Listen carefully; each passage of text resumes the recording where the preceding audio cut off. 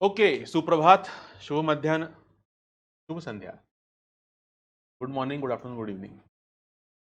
आज हम लोग तुम्हारे सीए फाउंडेशन के मैथ्स 2 मतलब पार्ट 2 मतलब बिजनेस स्टैटिस्टिक्स के chapter number 13 A is statistical description data is the absolutely सबसे मोस्ट थियरी हैवी चैप्टर की थियरी आज डिस्कस करेंगे। अभी कितने मार्क्स को थियरी आती है? It depends on the mood and whims and fancies of the person who is setting the paper, or the persons who are setting the paper, or the randomizer which is actually choosing questions out of random. But कुछ कुछ theory ऐसी है ना कि जो याद करने से दूसरा ऑप्शन ही नहीं है। कुछ कुछ थियरी ऐसी है कि जो हमको पता है सच क्या है, बट आईसीआई ने 2-3 जगह पर गलत मार्क करके रखा है, तो हमको गलत याद रखना है। समझे क्या? ऑब्वियसली, क्योंकि मार्क्स मिलना 57 days remaining, marks are more important right now. Yes or no? Conceptually मैंने तुमको सिखा दिया है। तुम्हारा किधर तो तुम्हारे कॉर्नर ऑफ द माइंड में, इधर तो तुम्हारे ब्रेन के अंदर एकदम से छुपे हुए कॉर्नर में इधर तो कंसेप्ट है। तो बाद में अगर कोई तुमको प्रॉम्प्ट ठीक से देगा, I think you will be able to access the information and process it properly. अरे हाँ हाँ, ये कुछ तो सुना सुना लग रहा है, इट्स ओके, हाँ काम तो हो गया वो। अभी हमको क्या करना है? अभी हमको थियरी क्वेश्चन अगर आता है, थियरी पेपर अगर आता है, तो वो कैसे आंसर करना है, थियरी क्वेश्चन कैसे आंसर करना है, कौन सा ऑप्शन सही है, ये चीज़ देखेंगे। उसके लिए हमको वापस सब कुछ एक बार रिवाइज करना पड़ेगा। तो लेट अस स्टार्ट बिना किसी टाइम पास के। Late us move ahead. सुनो, स्टैटिस्टिक्स क्या है? तो ऑन अ ओवरऑल लेवल हमने सारी प्रोसेस देखी थी स्टैटिस्टिक्स की। हम कौन है? हम है ह्यूमंस। और ह्यूमंस सबसे इंटेलिजेंट स्पीसीज क्यों है? क्योंकि उन्होंने अपने सराउंडिंग्स को ऑब्जर्व करके, डेटा कलेक्ट करके, डेटा एनालाइज करके, कंक्लूजन्स ड्रॉ करके, मतलब फिनोमिना के ऊपर रिसर्च करके ये नॉलेज पाया है। तो पत्थरों को अगर स्ट्राइक किया जाए तो स्पार्क होता है। वो स्पार्क अगर सूखे हुए पत्तों के ऊपर गिरे तो आग लगती है। ये सब चीजें through observation over multiple million years ये चीजें हमने, by the way if you don't know, आज भी तो सुबह हम लोग गैस वगैरह लाइट करते हैं ना, दूध गर्म करना है, चाय करनी है, वो दो पत्थर ही एक दूसरे के ऊपर टकरा रहे होते हैं कि जिससे स्पार्क निकलता है, जिससे वो एक्चुअली गैस का लाइटर शुरू होता है। लाइटर में से जो स्पार्क निकलता है वो ड्यू टू स्टोन्स ओनली। तो ऐसा मत एक्सप्रेशन करो, you are using that till date. बाकी प्राणियों ने क्यों नहीं किया? Because they didn't have higher thought processes, higher brain systems, and they couldn't process this information. हमने क्या किया? हमने पहले तो ऑब्जर्व किया, तो ऑब्जर्व करने के बाद रेप्लिकेट करने की कोशिश की। रेप्लिकेट करने के बाद जब हो गया तो एक ऐसे एसओपी टाइप बना लिया। Basically this this is information ना, कि अगर तुम ऊपर से कूदते हो तो मर जाओगे। No one teaches this to us, but then we know, yes और no. So that process of observation, recording, analysis and reporting on an overall basis is statistics. Process of statistics हमने पूरी देख ली थी, स्टेप 1, स्टेप 2, स्टेप 3 सब कुछ, but वो अभी जरूरत नहीं क्योंकि वो टेक्स्ट बुक में दी नहीं है। हाउएवर, दो स्टेप्स यहाँ पर है। एक तो डेटा कलेक्शन के, क्योंकि यहाँ पर सारे डेटा, कौन से डेटा होता है, प्राइमरी सेकेंडरी वगैरह सब लोग हम लोग वापस एक बार देखेंगे। ओनली थिंग इज जो 13B चैप्टर सैम्पलिंग के लिए यूजफुल है कि हम लोग टोटल आइडेंटिफाइबल यूनिवर्स का डेटा कलेक्ट नहीं कर सकते due to physical constraints, energy constraints, cost constraints या वॉट एवर कंस्ट्रेंट्स, या बेसिक आलस, whatever may be the reason. Total addressable universe का हम लोग डेटा कलेक्ट नहीं कर सकते। इसलिए हम क्या करते हैं? एक रिप्रेजेंटेटिव सैंपल ड्रॉ करने का कोशिश करते हैं। लेटेस्ट से अगर तुम्हारा पॉपुलेशन 1 करोड़ का होगा, तुम वहां से 1 लाख लोग चूज करोगे, आई एम सॉरी, चूज करोगे, and after choosing those 1 lakh people, you will collect the data for the 1 lakh people, analyze that data, find mean, median, mode, find range, coefficient of range, mean deviation from mean, mean deviation from median, mean deviation from mode, coefficient of mean deviation from mean, coefficient of mean deviation from median, coefficient of mean deviation from mode, variance, standard deviation, coefficient of variation, range नहीं sorry, quartile deviation, coefficient of quartile deviation. दो अगर variables होंगे या दो variable sets होंगे तो उनके अंदर तुम लोग कोरिलेशन ड्रॉ कैलकुलेट करने की कोशिश करोगे। कोवेरियंस कैलकुलेट करोगे, रिग्रेशन करना है रिग्रेशन करोगे, और भी बहुत कुछ कर सकते हो, पर अभी नहीं करोगे क्योंकि फाउंडेशन में सिर्फ इतना ही है, यस और नो।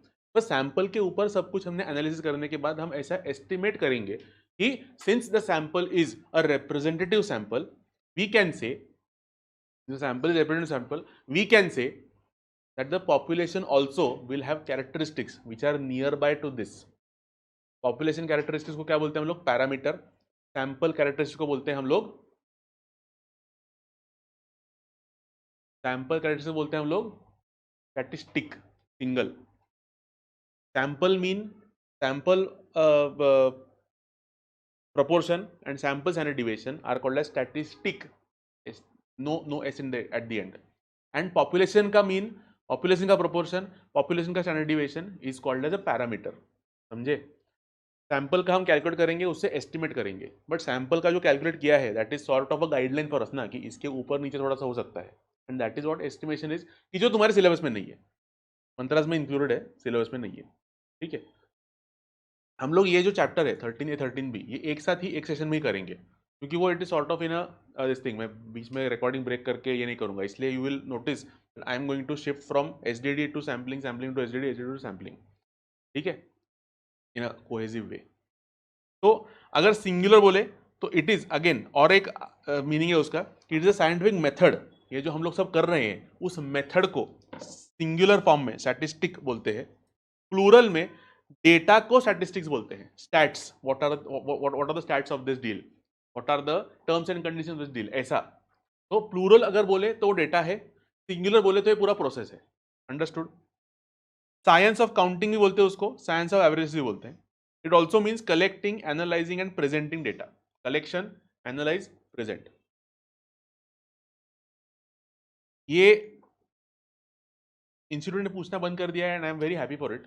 ये ऐसा पहले पूछते नहीं कि जर्मन वर्ड कौन सा है और 4 ऑप्शन देंगे, या फ्रेंच वर्ड कौन सा है और 4 ऑप्शन देंगे. ऐसा नहीं करते, वो नहीं भी करना चाहिए. गलती से कर दे तो स्वस्तिक के जैसे लगता है, वो जर्मन है.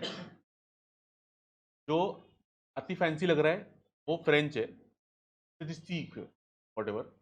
एंड जो नॉनसेंस है, बेसिक लग रहा है, जो ऐसे लग रहा है कि ये इंग्लिश वर्ड ही है, वो लैटिन है, और बचा हुआ जो भी है वो इटालियन है. I was trying to find something on the terms of, छोड़ दो, वो अभी नहीं करना है. Serious lecture. Application of statistics economics में एप्लीकेबल है, बिजनेस मैनेजमेंट में एप्लीकेबल है, कॉमर्स में. बेसिकली जहां पर डिसीजन लेना है एंड वो डिसीजन इन्फॉर्म्ड लेना है, तो इन्फॉर्म्ड डिसीजन के लिए you will need to have certain data based on which you are taking the information, and that data will be collected, analysed and presented using the methods and tools of statistics. ठीक है. Limitations क्या है इसके? कि the thing is कि raw data हमने देखा था. रॉ डेटा मतलब जो डेटा कलेक्ट किया है, जो रॉ फॉर्म में है, उसके ऊपर कोई प्रोसेसिंग किया नहीं है, उसको थोड़ा समराइजेशन करते हैं, थोड़ा सा उसको टैबुलेशन करते हैं, थोड़ा कुछ ना कुछ करते हैं. इन दैट केस होता क्या है कि there is some sort of data loss. Obviously ना, सबका अगर एवरेज ले रहे हैं हम लोग, तो एवरेज के प्रोसेस में थोड़ा डेटा लॉस होता है. And since we are dealing with aggregates, we are dealing with averages, that limitation of aggregates is also transferred to statistics. It is concerned with quantitative data only. एक जगह पर institute ने बोला है quantitative data के ऊपर ही statistics के tools apply कर सकते हैं. बाद में एक जगह पे बोला कि क्वालिटेटिव पे भी कर सकते हैं, पर क्वालिटेटिव को पहले क्वांटिफाई करना पड़ता है, फिर ही टूल्स एप्लीकेबल होते हैं. तो technically speaking this sentence is not wrong. हम लोग क्वांटिटेटिव एनालिसिस ही कर रहे हैं, बट क्वालिटेटिव को पहले थोड़ा प्रोसेस करके क्वांटिफाई किया एंड फिर उसके ऊपर टूल्स यूज किए. Future projections are possible only under specific set of conditions. तुमको तो बहुत पसंद ही है, ये तुम्हारा फेवरेट सब्जेक्ट है इकोनॉमिक्स नाम का, जिसके अंदर एक मस्त 2 शब्द है, सेटेरिस पैरेबस. तो ये जो है ना, ये पूरा का पूरा स्टैटिस्टिक्स का जो भी, ये पूरा का पूरा स्टैटिस्टिक्स का जो भी स्टैटिस्टिक्स का जो भी पूरा डेटा है, या पूरा जो टूल्स है, या पूरे जो भी रिजल्ट्स है, वो सारे रिजल्ट्स एप्लीकेबल या वैलिड होंगे only when those conditions are satisfied. If the rules of random sampling are not strictly adhered to, conclusion drawn on basis of this unrepresentative sample will be erroneous. मतलब जो तुमने sample draw किया है कि जिस sample के basis पर तुम पूरे पॉपुलेशन का एस्टिमेट कर रहे हो, वो सैंपल ही अगर रिप्रेजेंटेटिव नहीं है, मतलब रैंडमली ड्रॉन नहीं है, मतलब तुमने प्रोबेबिलिटी सैम्पलिंग मेथड यूज नहीं किए हैं, तो हमारा जो रिजल्ट होगा वो रिजल्ट भी गलत होगा। बहुत सिंपल एग्जांपल है जो आज तक दिया नहीं मैंने, वापस एक बार देता हूं। कुछ सालों पहले हमको लगा, सबको मतलब ह्यूमन काइंड को लगा कि we are not the only people in the universe, and in order to establish communication with certain extraterrestrial beings, we sent out one satellite called as the Voyager। वो वॉयेजर के ऊपर उन्होंने बहुत सारे तरीकों से जो उनके टेक्नोलॉजी के तब के अवेलेबल थे, जैसे उन्होंने वो जो वाइनल करके होता है ग्रामोफोन के ऊपर जो ऑडियो डिस्क होती है, वो विजुअल, टैक्टाइल, बहुत सारे प्रकार के उन्होंने कम्युनिकेशन के मोड्स उस वॉयेजर के ऊपर लगा के उसको अंतरिक्ष में भेज दिया, ताकि किसको अगर मिले तो वो पढ़ के बेसिकली अंडरस्टैंड करे कि ये ह्यूमंस हैं, and then they live here, and then they are basically biodata भेजा है पूरे स्पीशीज का।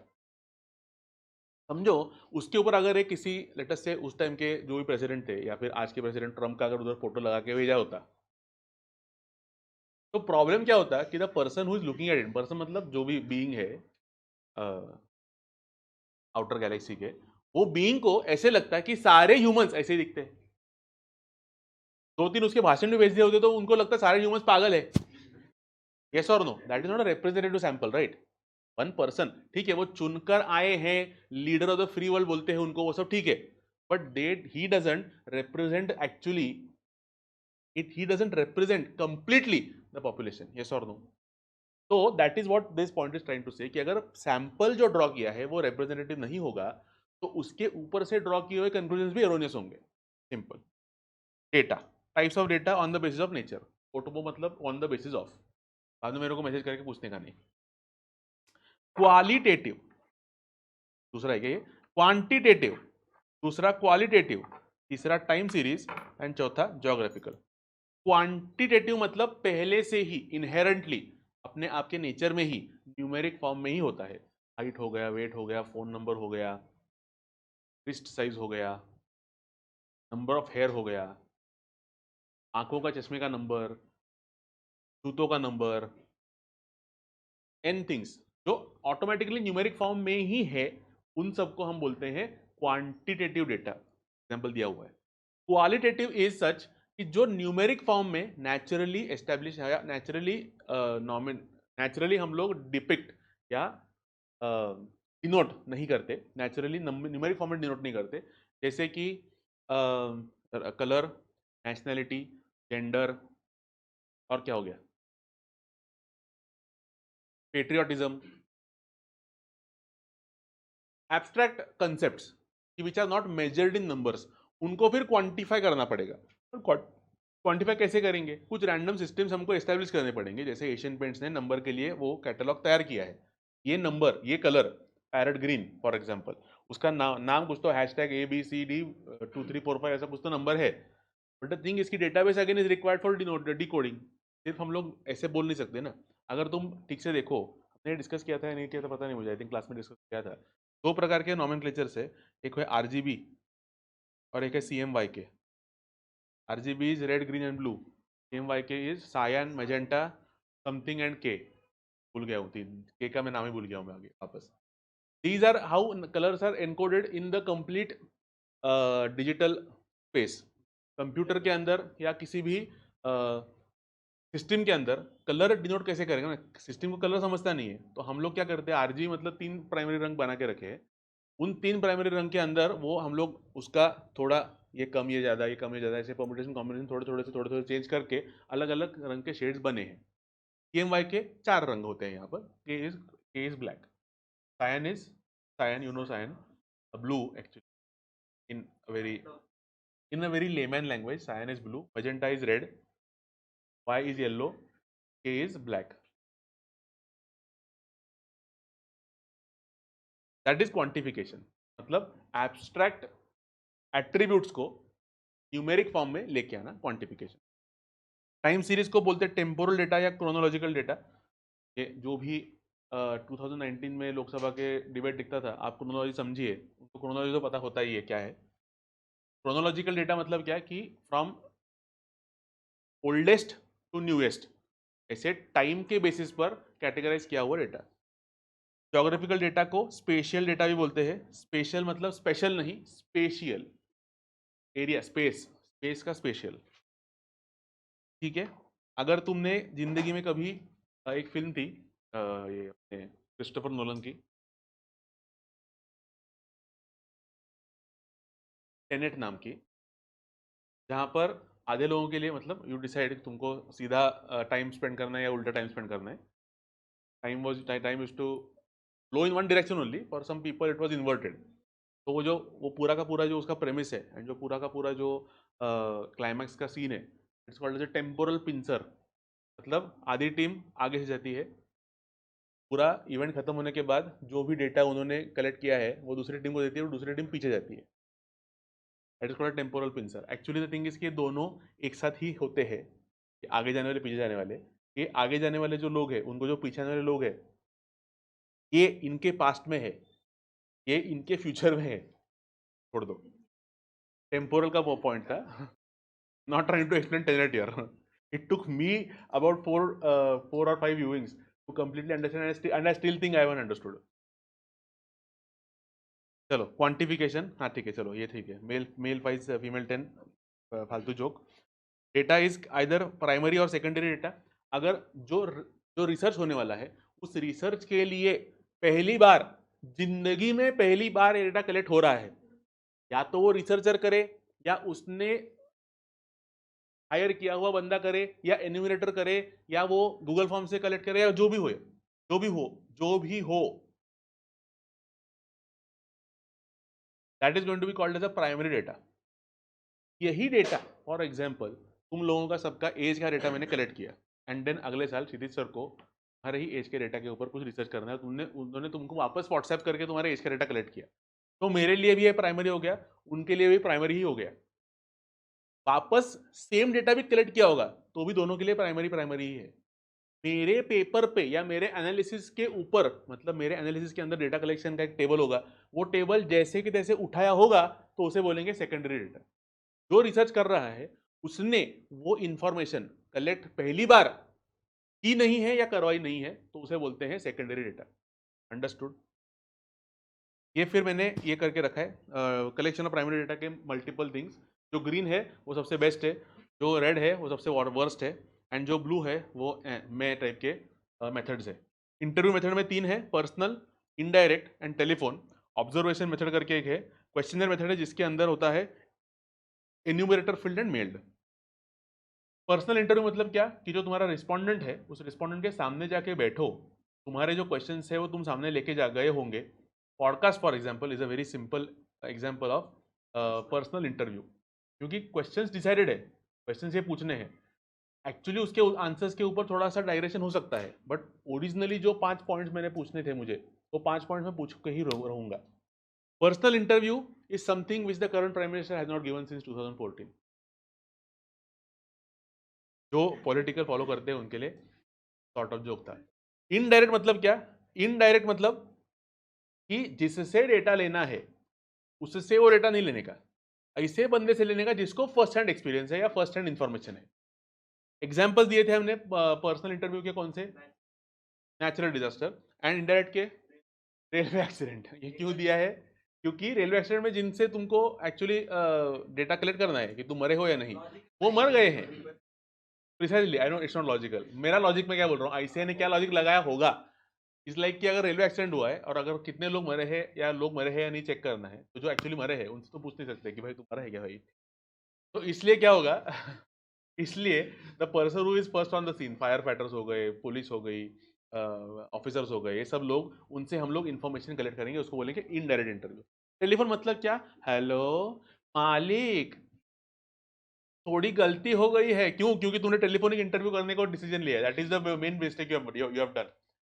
प्रॉब्लम क्या है उसमें? एक तो फर्स्ट ऑफ ऑल फोन, सबके फोन नंबर सही है इसका गारंटी नहीं है, फोन लगेगा इसका गारंटी नहीं है, फोन उठाएंगे इसका गारंटी नहीं है, उठाने के बाद आंसर करेंगे इसका गारंटी नहीं है, उठाने के बाद आंसर किया वो आंसर एक्चुअली सही है या नहीं इसका गारंटी नहीं है। एब्सोल्युटली कुछ भी गारंटी नहीं है। तुमको अगर थोड़ा सा, मराठी में उसको बोलते हैं पाट्या टाकणे, म्हणजे काय, you want to get a task done and you want to show that you have worked. In that case people will go for telephonic interview, जहां पर तुमको कॉल लॉग्स दिखेंगे, बराबर, प्रूफ है कि काम किया. एक्चुअल हुआ क्या काम, कुछ नहीं. और काम हुआ भी, उसका कोई वैल्यू है क्या, बिल्कुल नहीं. दूसरा है ऑब्जर्वेशन मेथड. आई थिंक हमने क्लास के अंदर भी एग्जांपल लिया था, वॉक थ्रू करके. ऑडिट कर रहे हो तुम, अगर तुम ऑडिटिंग के लिए जाते हो, इन दैट केस एक किसी बिजनेस प्रोसेस को तुम्हें अगर ऑडिट करने बोला है, तो वॉक थ्रू करते हैं मतलब क्या, कि तुम वैसे ही खड़े रहते हो सिर्फ उसके साइड में, ऑब्वियसली नोट्स लेके, पेन एंड पेपर लेके, एंड जो बंदा जो काम कर रहा है, you are just observing him और हर फ्रॉम अ डिस्टेंस. मतलब ऐसे हॉकाई का जैसे टेलीस्कोपिक नहीं बोल रहा हूं मैं. फ्रॉम अ डिस्टेंस मतलब you are observing that person, whatever they are doing, you are interfering. You are not asking any questions, you are not taking any inputs from them directly. You are just observing what they are doing and noting it down. That is the observation method. फिर आ गया questionnaire. Questionnaire क्या होते हैं, questionnaire मतलब basically list of questions. का मतलब ही list of questions है. दो प्रकार के क्वेश्चनर होते हैं, एक होते हैं इन्यूमरेटर फील्ड, एक होते हैं मेल्ड. इन्यूमरेटर फील्ड मतलब कि तुम किसी को हायर करोगे, तुम उसको पैसा दोगे और बोलोगे कि तुम जाओ सामने, कहां पर जाओ, रिस्पोंडेंट्स के पास. रिस्पोंडेंट के पास जाके तुम उनको ये क्वेश्चनर मत देना, तुम उनके सामने बैठना, क्वेश्चनर के सारे क्वेश्चंस पढ़ना, और वो जो आंसर दे रहे हैं वो आंसर तुम यहां पर लिख के मेरे पास वापस लेके आना. And mailed questionnaire is you directly send the questionnaire to the respondent, respondent fills it out and then sends it back to you. इसमें बहुत सारे आउटडेटेड कंसेप्ट भी है कि तुम उनको रिटर्न पोस्टल वगैरह या रिटर्न एनवेलप वगैरह देके क्वेश्चनर मेल करो, ताकि वो तुमको वापस जब क्वेश्चनर मेल करेंगे उनको खर्चा नहीं होना चाहिए. ये सब चीजें आजकल नहीं होती. Google form is the main, is the only way I think. Google form मतलब जो भी अलग अलग ब्रांड्स के होंगे, फॉर्म हिप्पो करके वगैरह भी कुछ कुछ जैसे प्रोवाइडर्स है. That is mail questionnaire in which actually the respondent is filling the answers on his or her own. Enumerator में your fellow is going and asking them questions and then taking a response and writing it down. Enumerator fill questionnaire में सिर्फ enumerator का ही handwriting होगा, इसलिए मैं कभी enumerator नहीं हो सकता. किसी को समझेगा ही नहीं मैंने क्या लिखा है. Yes or no? Next. Sources of secondary data. ये सिर्फ एक बार रटने की जरूरत नहीं, पढ़ लो क्या है. इंटरनेशनल के लिए WHO, IMF, world bank, Asiatic development bank, फिर और कौन होता है, UNCRF, United Nations human rights commission, amnesty international, ऐसे बहुत सारे, पीटा, ये सब सारे तो जो भी तुमको दिखे वो सारे उतार दो. थैंकफुली तुम्हें ये ऐसे क्वेश्चन आने नहीं वाले हैं, बट अगर गलती से आ भी गए तो भी ऑप्शन है तुम्हारे. 4 ऑप्शन में से जो भंगार है वो समझता है तुमको, नॉट द आंसर. गवर्नमेंट के अंदर मिनिस्ट्री हो गए, डिपार्टमेंट हो गए, वो क्या पूरे के पूरे लिस्ट देने की जरूरत नहीं. प्राइवेट और क्वाजी गवर्नमेंट में आ गया NCERT, ISI, BIS, Reliance Industries, Reliance Foundation, Premji Foundation, ये सब सारे जो प्राइवेट ऑर्गेनाइजेशंस है. PM Cares which is suppose to be a private organisation nowadays.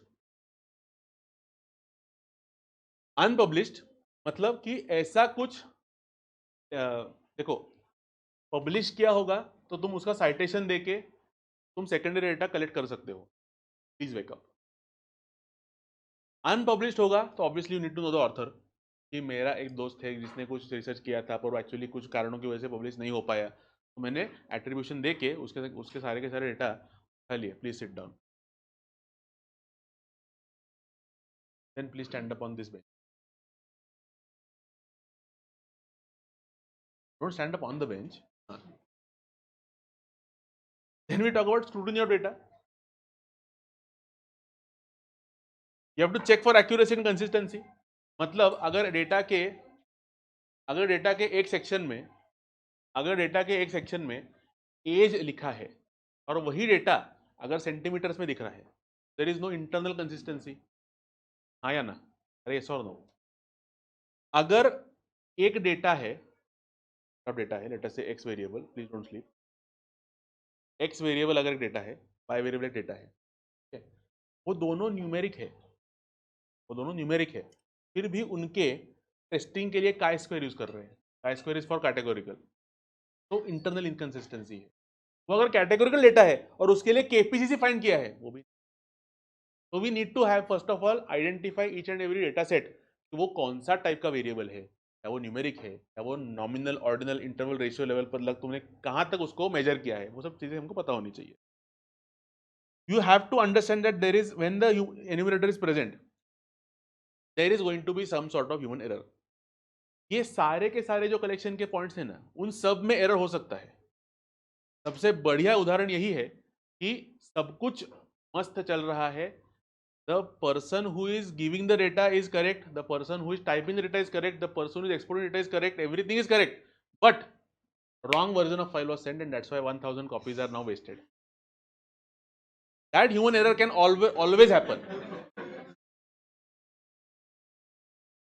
हमको, मैं जब छोटा था तो मुझे लगता था ये जो सब टीवी वगैरह पे दिखती है ना, या फिर न्यूज होता है, या जो भी मतलब ऐसे वेल कोऑर्डिनेटेड जो भी थिंग्स होते हैं, वो लोग कुछ ना कुछ ऐसे सुपर ह्यूमंस होंगे, ऐसे लगता था मेरे को कि how don't they go wrong, but then I realised कि everybody does, the only thing is you don't see it, yes और नो। और वो एरर्स बहुत इजीली आइडेंटिफाई होते हैं, क्यों? क्योंकि वो ऑब्वियस होते हैं फ्रॉम द रिकॉर्ड। समझे क्या तुम लोग? ज्यादा नहीं बोलने का। सम रेक्टिफिकेशंस, क्या रेक्टिफिकेशन है? You can either replace that erroneous data set by mean. जो भी एरोनियस डेटा पार्ट आया है या वो जो एक कलेक्शन हुआ है, you replace it with mean. मतलब क्या है कि तुम्हारा डेटा जो है वो पूरी तरह से स्क्यू नहीं होगा। अगर एज का डेटा निकाल रहे हैं हम लोग और किसी ने 118 उम्र लिखा है, इट इज ऑब्वियस कि दे आर आइदर लाइंग और 1 एक्स्ट्रा और 1 इज एक्स्ट्रा। मतलब क्या, either that is a person who is 11 years old और 18 years old। 118 तो 12वीं का बच्चा नहीं हो सकता, कैसा और नो, 11 years old हो सकता है, शेल्डन हो सकता है वो। दूसरा क्या है कि इग्नोर डाउटफुल रिस्पॉन्सेस। मैं मेरे खुद के एग्जाम्पल से बोलता हूँ। 384 was the target of my PhD research. 384 responses are supposed to be there. कॉकरन नाम का एक बंदा था, COCHRAN, ने एक फॉर्मूला लेके रखा था कि वो बोला कि कितना भी इनफाइनाइट तुम्हारा पॉपुलेशन क्यों ना हो, अगर तुम 384, मतलब ये मेरे स्टडी के लिए 384 आया, उसने फॉर्मूला दिया है, उस फॉर्मूला के हिसाब से अगर उतने तुमने सैंपल भी कलेक्ट किए तो it's representative, even with purposive sampling. ये एडवांस लेवल का है, मैं तुमको सिर्फ बोल रहा हूँ। तो 384 मुझे टारगेट था कि 384 लोगों से मुझे मेरा क्वेश्चनर भरवा के लेना है। Obviously it was not a telephonic interview, it was not a personal interview as well, for the multiple people जो मुझे जो प्रॉपर मेरा टारगेट ऑडियंस था उससे। मैडम झोपू नका। तो मैंने क्या किया, I have collected 543 data sets, 543, 384 चाहिए थे, 543 कलेक्ट किए। थैंकफुली जिंदगी में मेरा बहुत नसीब अच्छा है, कोई भी एरर वाला नहीं था तब, क्योंकि मैंने वैलिडेशन बहुत लगा के रखे थे गूगल फॉर्म के अंदर। मोबाइल नंबर में कोई ईमेल नहीं लिखेगा, ईमेल में कोई मोबाइल नंबर नहीं लिखेगा, एज लिख रहा है तो वो 100 के ऊपर नहीं जाएगा, मैंने सब कुछ, मतलब मैंने प्री चेक पॉइंट दिए थे। तो एब्सोल्युटली नो गुंजाइश ऑफ एरर, बट हो सकता है, इसलिए ज़्यादा ज़्यादा कलेक्ट करके रखने का, ताकि तुम वो इग्नोर कर सको। अगर तुम्हें 300 चाहिए, तुमने 300 कलेक्ट किए, तो भी एरर आए ना, तुमको वापस रिकलेक्ट करना पड़ेगा उसको। समझे या नहीं समझे? अगर तुमने 350 लेके रखे तो you have a buffer of 50, even if the 50 even if out of the 50 there are 45 errors, still you are more than what your target was. समझे? And last is use your own brains. खुद का दिमाग use करो और जो error हुआ है वो एरर रेक्टिफाई करने की कोशिश करो। Analysis has to start only after rectification, before rectification analysis करने से फायदा है ही नहीं, क्योंकि वो जो डिसीजन होगा, डिसीजन विल बी मिसप्लेस्ड। 3 प्रकार के मोड्स ऑफ रिप्रेजेंटेशन है, पहला जिसका मैं नाम नहीं लेता, दूसरा टैबुलर और तीसरा डायग्रामेटिक। पहले में हम लोग टेक्स्ट में, रिपोर्ट में या पैराग्राफ फॉर्म में समरी लिखते हैं, जो तुम्हारे आई थिंक हिंदी या इंग्लिश में था ना ये, अप्रिसिएशन। हाँ, अप्रिसिएशन और sort of like summary only ना, जो वहां पर टेक्स्ट बहुत बड़ा लिखा है उसको छोटा सा टेक्स्ट में बोलने का, सब कुछ पॉइंट तुम्हारे कवर होने चाहिए, यस और no. If anybody of you is decided and you want to go for CAT और समथिंग, कैट में भी ऐसा ही होता है, तुमको बहुत बड़े बड़े टेक्स्ट देते हैं और वो बंदा बोलना क्या चाहता है वो तुमको पूछते हैं, तो and time is less over there, so there are certain techniques and tricks. जैसे मैंने 4-5 दिन पहले ही पढ़ा कि पूरा का पूरा पैराग्राफ पढ़ने से पढ़े बिना you can get the gist of it. कुछ तो ऐसे ऐसे कुछ तो टेक्निक है, मुझे नहीं पता, but that is also some sort of a summary writing, that's also in text, वो टेक्स्ट फॉर्म में ही होता है। टेबुलर में हम लोग टेबल के अंदर उसको रिप्रेजेंट करेंगे, जो हम लोग फ्रीक्वेंसी डिस्ट्रीब्यूशन करते हैं या बायवेरिएट फ्रीक्वेंसी डिस्ट्रीब्यूशन करते हैं, वो सारे टेबुलर ही तो है। एंड डायग्रामेटिक में आ गए charts, diagrams and charts, pictures and diagrams, ये एंड होना चाहिए। Charts, pictures and diagrams. Charts मतलब कौन से? हिस्टोग्राम हो गया, ओजाइव हो गया। पिक्चर्स मतलब कौन से? पाई चार्ट वगैरह हो गया। डायग्राम मतलब कौन से, वो जो फ्रीक्वेंसी कर्व वगैरह थे ना सारे, well shaped curve, P shaped curve, आएगा ये आज ही आएगा। ये क्यों पूछते हैं मुझे पता नहीं, but I get confuse every time. ठीक है, तो हम लोग जरा एक बार शांति से देखेंगे। रो कैसे होते हैं, आड़वे होते हैं मतलब हॉरिजॉन्टल। कॉलम कैसे होते हैं, सीधे होते हैं मतलब वर्टिकल। तो जो वर्टिकल कॉलम के हेडिंग मतलब first row is actually title row ना, first row is the column heading, is the caption, see column caption.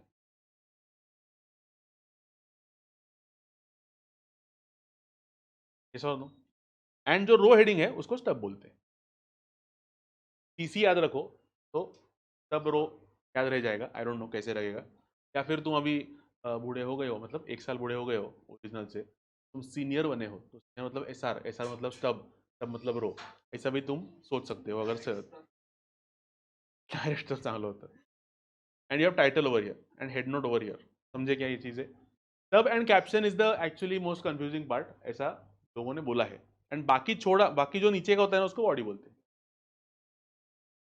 Yes, foot note last में होते हैं, उसमें सोर्स नोट भी होती है। सोर्स मतलब कहाँ से ये उठाया है टेबल या डेटा कहाँ से उठाया है वो लिखने का। एंड फुट नोट अगर कुछ तुमको ऐसा लिखना है कि जो ऊपर लिखा तो क्या भी दिखता, बट तुमको वो मेंशन करना है, don't sleep, this is sleeping in my books, can stand up if you want, do you want to stand up on the bench? Diagrammatic में 3 प्रकार है, simple line, multiple line, multiple axis. Simple line में क्या होता है, एक ही, simple line में क्या होता है, एक ही एक्स एक्सिस है, एक ही वाई एक्सिस है ऑब्वियसली, एंड लाइन भी एक ही होती है उधर। दूसरा में मल्टीपल लाइन में देयर आर मल्टीपल लाइंस, मतलब अगर मेजरमेंट का यूनिट सेम है तो मल्टीपल लाइन होगी। मेजरमेंट का यूनिट सेम है मतलब क्या, लेट अस से हमको wheat production and rice production चाहिए, तो वो दोनों प्रोडक्शन अगर टन्स में मेजर हो रहे हैं तो यहां पर टाइम एंड यहां पर प्रोडक्शन कर सकते हैं, ये और नो।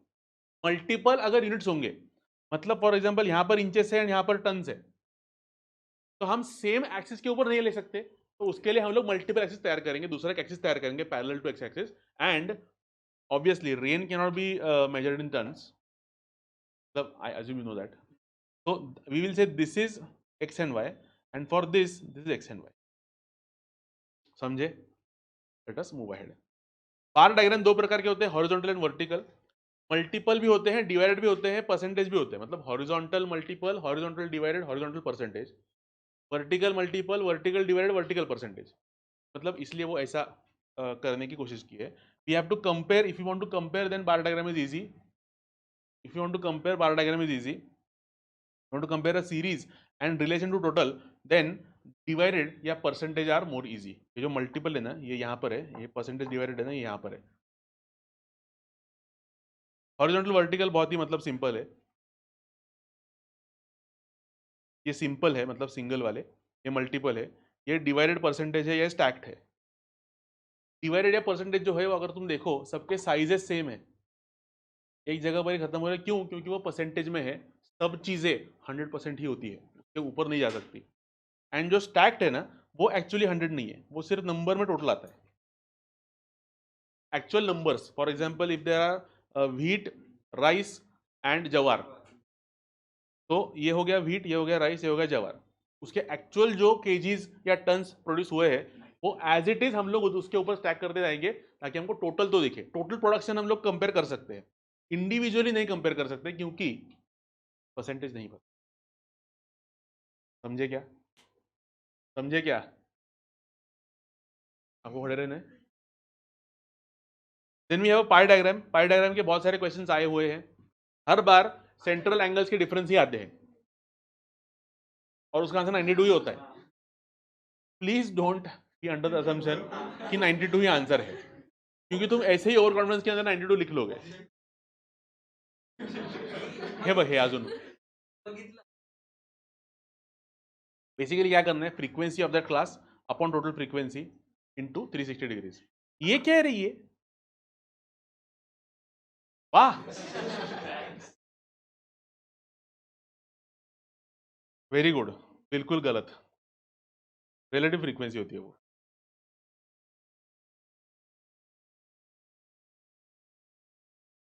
सेम चीज है, relative frequency and frequency density same है। Nice, slow claps. Let us move ahead, some additional terms. What? क्या? Oh, I thought you have reached your limit for today's math absorption. ठीक है, class limit क्या है? Maximum या minimum value a variable can take to fit into a class.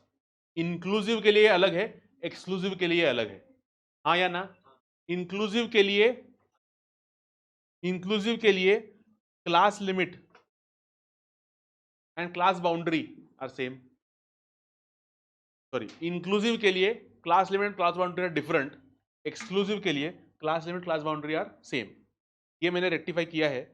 Inclusive class मतलब 0 to 9, 10 to 19, मतलब 0 9 होगा for example, there is no confusion कि वो कहां जाएगा, इसलिए द एंड पॉइंट्स या end values are included, hence it is called as inclusive. Exclusive में क्या होता है? 10 to 20, 20 to 30। तो 20 आया तो कहां हम लोग प्लेस करेंगे? तो there are two schools of thought. कुछ लोग 10 to 20 में 20 को प्लेस करते हैं, कुछ लोग 20 to 30 में 20 को प्लेस करते हैं। हम लोग ये वाला ऑप्शन करने वाले हैं, 20 को 10 to 20 में प्लेस करेंगे, क्योंकि बहुत बार नहीं, 99.99% times in complete syllabus of ours we have been using LCF, मतलब लेस देन क्यूमुलेटिव फ्रीक्वेंसी। अगर 20 करके एक ऑब्जर्वेशन होता और उसको हम लोग अगर 20 से 30 में डालते तो वो लेस देन क्यूमुलेटिव फ्रीक्वेंसी के अंदर काउंट ही नहीं होता, क्योंकि LCF of a class is less than और equal to the upper class boundary, हाँ या ना? तो ये हम लोग सैनिटी रखने के लिए, पूरे through out the syllabus sanity रखने के लिए हम लोग पहला वाला स्कूल ऑफ थॉट इस्तेमाल करेंगे, जहां पर we are going to place border values on the lower class. Bigger class, 20 to 30 is bigger. हाँ, लोअर अपर मतलब नीचे ऊपर नहीं बोल रहा हूं मैं, लोअर मतलब छोटा, छोटा क्लास, स्मॉलर क्लास, चल छोटा भी। Class boundary, maximum minimum value a variable can take after conversion of inclusive to exclusive. देखो, एक्सक्लूसिव के लिए class limit class boundary same, inclusive के लिए class limit class boundary different, as simple as that. कैसे करने का? D निकालने का। डी मतलब क्या? LCL of one class, UCL of previous class, मतलब किसी एक क्लास का लोअर क्लास लिमिट, किसी प्रीवियस एक उसके ही प्रीवियस क्लास का अपर क्लास लिमिट, दोनों का डिफरेंस जो भी है उसको हाफ करके, हाफ ऊपर ऐड करो, हाफ नीचे से लेस करो, ताकि वो दोनों चिपके बीच में। Yes,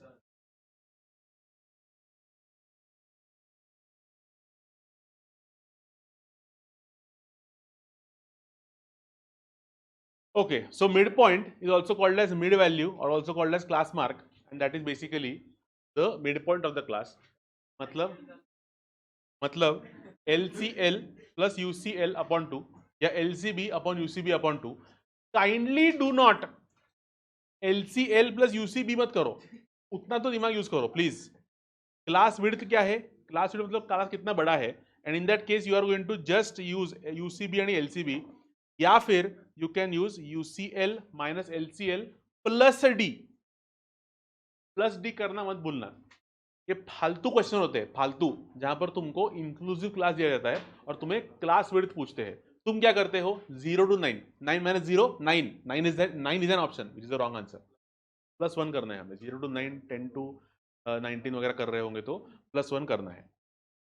frequency density, frequency density mister Anuj and relative frequency are Hindustan and Kazakhstan, not even Hindustan and Pakistan. Please understand.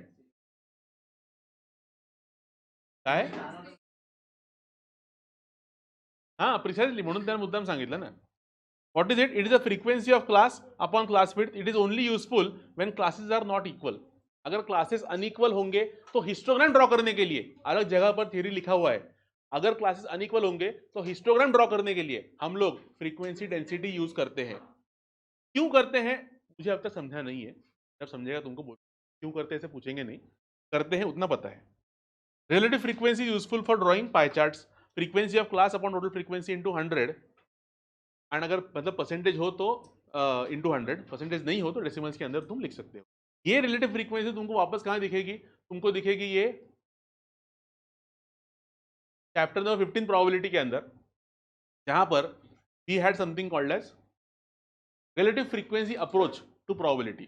वहां पर relative frequency can also be considered to be probability that a given observation will fall in a given class. क्यों? क्योंकि ये पूरा का पूरा सब total करने के बाद टोटल फ्रीक्वेंसी आती है, and relative frequency is what? A simple frequency upon the total, right? तो सारे रिलेटिव फ्रीक्वेंसी के अगर टोटल किए तो 1 आता है या 100% आता है, इसलिए वो प्रोबेबिलिटी के जैसे भी हम लोग ट्रीट कर सकते हैं। चैप्टर नंबर 15 जब आएगा तब उसके अंदर हम लोग डिस्कस करेंगे। गप्पा गोष्ठी बंद करना आता है। अरे लिखा है क्या मैंने? हाँ, वेरी गुड। ग्राफिकल प्रेजेंटेशन पहला है तुम्हारे पास हिस्टोग्राम। हिस्टोग्राम के अंदर क्या है रे? हिस्टोग्राम के अंदर क्या है रे? क्या है?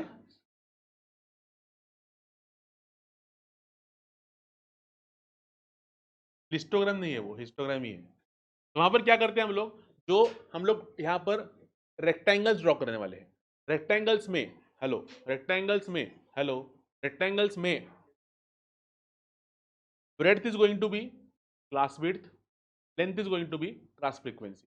If the class width is unequal, length is going to be class frequency density, actually frequency density not frequency, frequency density होगी वहां पर।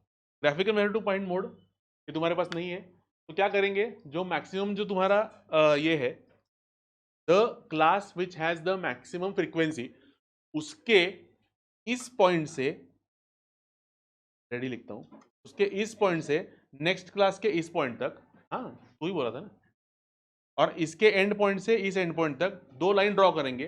वो दो लाइन जहां पर मीट होते हैं वही पॉइंट से अगर एक परपेंडिकुलर एक्स एक्सिस पे ड्रॉप किया तो जहां पर वो परपेंडिकुलर एक्स एक्सिस को मिलती है वो मोड है।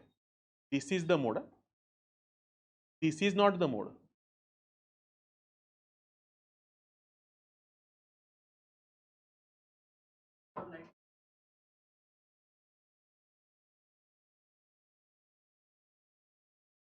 तो इतना भी सच नहीं बोलना था। हाँ, frequency polygon can be only drawn from data which is discrete or continuous with equal class intervals। ये समझो, इक्वल क्लास इंटरवल्स होने चाहिए फ्रीक्वेंसी पॉलीगॉन के लिए। अनइक्वल क्लास इंटरवल से हिस्टोग्राम निकल सकता है, फ्रीक्वेंसी पॉलीगॉन नहीं निकलेगा। Free hand curve is frequency curve is mid point of class, that is mid point of class intervals, class marks connected. Very good, ये तुम समझ लो। frequency curve is free hand curve which connects the midpoints of classes, that is class intervals के midpoint जो है, class marks जो है, वो ऊपर का जो लाइन है हिस्टोग्राम का, वो हम कनेक्ट करेंगे। बेसिकली अगर मुझे without histogram frequency polygon draw करना है तो the point which I am going to plot is going to be on the x axis class mark of the ith class and frequency of the ith class. ठीक है, we are going to use discontinuous curve for frequency polygon। frequency curve में we are going to use a free hand curve। Kinky line होते हैं ये, मतलब क्या कि you can see there are a specific change of angle from this line। अगर इसको मैं फ्री हैंड कर्व से ज्वाइन करता तो ये ऐसा कर्व में होता, कंटिन्यूस कर्व में होता। Ogive sorry ogives, less than ogive, more than ogive करके दो होते हैं। हम लोग क्या प्लॉट करते हैं? हम लोग यूसीबी एलसीएफ प्लॉट करते हैं लेस देन के लिए, एंड हम लोग एलसीबी एमसीएफ प्लॉट करते हैं मोर देन के लिए। यूसीबी क्या होता है? अपर class boundary of the given class. LCF क्या है? Less than cumulative frequency of the given class. Less than cumulative frequency मतलब क्या कि उस क्लास एंड उसके पहले के सारे क्लासेस के फ्रीक्वेंसी की total is the less than cumulative frequency of that class. MCF क्या है? वो क्लास एंड उसके आगे के सारे क्लासेस की फ्रीक्वेंसी की total, that is more than cumulative frequency. LCB क्या है? LCB is lower class boundary. समझो, समझे? दोनों अगर हमने ओजाइव्स ड्रॉ किए तो उन ओजाइव्स का जो इंटरसेक्शन पॉइंट है वो मीडियन नहीं है। वहां से अगर तुम परपेंडिकुलर ड्रॉप करते हो एक्स एक्सिस के ऊपर, वो पॉइंट ये मीडियन है। समझ लो मेरी बात। एक क्वेश्चन एग्जाम में आया हुआ है, not in the past 5 years, but आया हुआ है कि what is the point of intersection of the two ogives. पहला ऑप्शन था मीडियन, सब लोगों ने मार्क किया मीडियन, आंसर था D, none of this. Median, mean, mode were the three options and fourth was none of this. उनके intersection point को कुछ रेलेवेंस नहीं है। इंटरसेक्शन पॉइंट का एक्स एक्सिस के ऊपर ड्रॉ किया हुआ है परपेंडिकुलर का point of intersection with perpendicular with x axis is the median actually. समझे तुम लोग? और क्या है यहाँ पर? Then you have frequency, types of frequency curves, bell shaped curve, जहां पर एग्जांपल है हाइट एंड वेट का। नेचुरली अकरिंग कुछ भी चीजें होंगी वो बेल शेप्ड कर्व ही फॉलो करती है। जो हमारे चैप्टर नंबर 16 के अंदर, चैप्टर नंबर 16 के अंदर जो नॉर्मल कर्व है वो भी एक बेल शेप्ड कर्व ही है, जहां पर एक्सट्रीम्स की फ्रीक्वेंसी कम होती है एंड मीडियंस की फ्रीक्वेंसी ज्यादा होती है। मतलब जो मीन वैल्यूज है उनकी फ्रीक्वेंसी ज्यादा होती है। You are not going to have a person who is 3 feet, you are not going to have multiple person who is 3 feet tall, grown persons, and you are going to have multiple persons who are grown persons who are 7 feet tall. सारे लोग बीच में ही concentrated होते हैं। U shape curve, commuters on traffic, traffic on day मतलब क्या कि सुबह के वर्किंग आवर्स के टाइम पर, मतलब 8 से लेके 10 या 11 बजे तक जब लोग एक्चुअली ऑफिस जाते हैं, एंड शाम के आवर्स में जब लोग ऑफिस से घर आते हैं, लेट अस से 4 से लेके 7 तक, at that point traffic is going to be higher and traffic is going to be lower at every other point in time throughout the day. One simple asterisk, this is not applicable to Pune या बैंगलोर।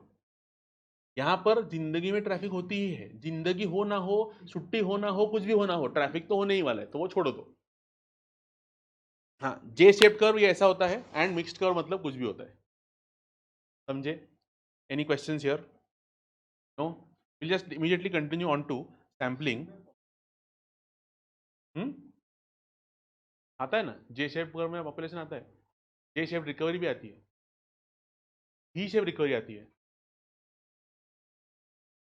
जब corona हुआ था तो हमारे governor of the Reserve Bank of India was Mister Shaktikanta Das. वो पूछ रहे थे कि इकोनॉमिक रिकवरी का शेप क्या होगा। ही वाज वेरी एडमेंट कि इकोनॉमिक का रिकवरी का शेप ही शेप्ड होगा।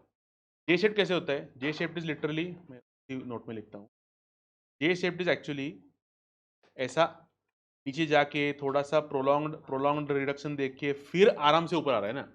वी शेप मतलब उनका कहना था ऐसे ऐसे हुआ है ना, डायरेक्टली ऊपर ही आएगा, एंड ऑलमोस्ट वैसे ही हुआ। What was different between our government's response to COVID and other government's response to COVID was that we gave liquidity to the system when it was necessary, but we gave the liquidity in forms of loans. ज़्यादा बोलना नहीं, और फिर भी थोड़ा सा एक extra तुमको दे देता हूँ, थोड़ा सा इन्फॉर्मेशन। तुमको अगर याद होगा, हमने बात किया था या नहीं किया था पता नहीं, जब जीएसटी रोल आउट हुआ था 2017 में, तो सारे स्टेट्स बोल रहे थे कि हमारा रेवेन्यू थोड़ा सा लॉस हो जाएगा, क्योंकि स्टेट गवर्नमेंट का जो सेल्स टैक्स का जो कमाई होने वाला था उसको आधा शेयर करना था सेंटर के साथ। सेंटर बोल रहा था नहीं हुआ, कुछ नहीं होगा, हम लोग आधा हमारा सर्विस टैक्स भी तुम्हारे साथ शेयर कर रहे हैं, basically we are going to be on the same level, तुम सेल्स टैक्स शेयर करो आधा, हम सर्विस टैक्स आधा शेयर करते हैं। स्टेट बोल रहे थे नहीं, they were very I would say insecure, क्योंकि फेडरल स्ट्रक्चर है इंडिया का, all states are independent, they have independent budgets, they have independent spending, and they are not completely dependent over the centre for multiple things. चलो foreign affairs, external affairs तो obviously central government नहीं करना चाहिए, महाराष्ट्र अलग से ही विदेश मंत्री भेज रहा है एंड गुजरात अलग से ही विदेश मंत्री भेज रहा है अमेरिका को, ऐसा नहीं हो सकता, करेक्ट। बट अदर थिंग्स कि इरिगेशन करना है, हाईवेज बनाने हैं, प्रोजेक्ट्स बनाने हैं, कुछ भी करना है, उसके लिए सेंटर पे डिपेंडेंट नहीं थे, अभी भी नहीं है। Same question was asked by the municipal corporation, क्योंकि म्युनिसिपल कॉर्पोरेशन के अंदर एक ऑक्ट्रॉय करके, जकात करके एक कंसेप्ट था। whenever there is a entry of goods in the municipal corporation limits, there was something called as octroi, जो फिर बंद करके एलबीटी लोकल बॉडी टैक्स करके लेके आए थे। वो म्यूनिसिपल कॉर्पोरेशन का ऑटोनॉमी था कि उतना पैसा उनको टैक्स से मिल रहा है ना, तो वो कुछ ना कुछ उनके खुद के प्रोजेक्ट्स कर सकते हैं। तो इनके रेवेन्यू लॉस अगर होगा तो कॉम्पेंसेट करेंगे। स्टेट गवर्नमेंट का रेवेन्यू लॉस हुआ तो कॉम्पेंसेट करेंगे। कौन करेगा? सेंट्रल गवर्नमेंट कॉम्पेंसेट करेगा, बट कहां से करेगा? खुद के जेब से तो नहीं करेगा, इसलिए उन्होंने सेस करके, कॉम्पेंसेशन सेस करके टैक्स ऐड किया, जो सिन गुड्स या लग्जरी गुड्स के ऊपर लगता था। Despite a very high tax of 28% on tobacco वगैरह, cess was addition to that, and वो जो पैसे सेस के निकल रहे थे ना, वो सारे पैसे जिस जिस राज्य को ऐसा लग रहा है कि, मतलब ऑब्वियसली प्रूव कर रहे हैं वो कि हमारा रेवेन्यू लॉस हुआ है, एक प्रोजेक्शन किया था उन्होंने कि 2018 में इतना मिलेगा, 2019 में इतना मिलेगा, 2020 में इतना मिलेगा, मैडम झोपू नका, ये सब उन्होंने प्रोजेक्शन किया था 5 साल के लिए, 2022 तक, और वो कॉम्पेंसेशन स्टेट्स को मिलने वाला था through this fund which is collected from the compensation cess element of the GST. Okay, हुआ क्या, सब मस्त चल रहा था, जिंदगी मस्त चल रही थी, एंड निर्मला आत्या was dancing her way to the bank. Why? Because no state was suffering any sort of revenue loss. No state. Profit मतलब नहीं, कलेक्शन उनके एस्टिमेट के हिसाब से हो रहे थे.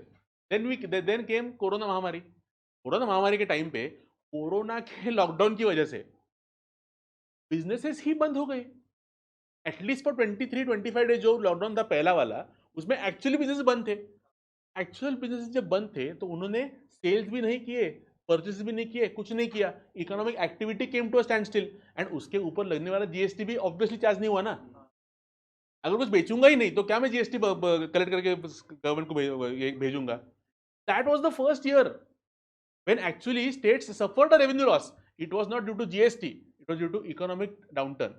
But unfortunately the Modi government in 2017 was so damn audacious and so cocky कि उन्होंने ऐसा कुछ लिखा ही नहीं लॉ के अंदर कि अदर थिंग्स की वजह से हुआ तो हम लोग कुछ नहीं करेंगे. They had to pay. और ये सब सारे पैसे यूज कर चुके थे. नॉट दैट कि they were spending it on themselves.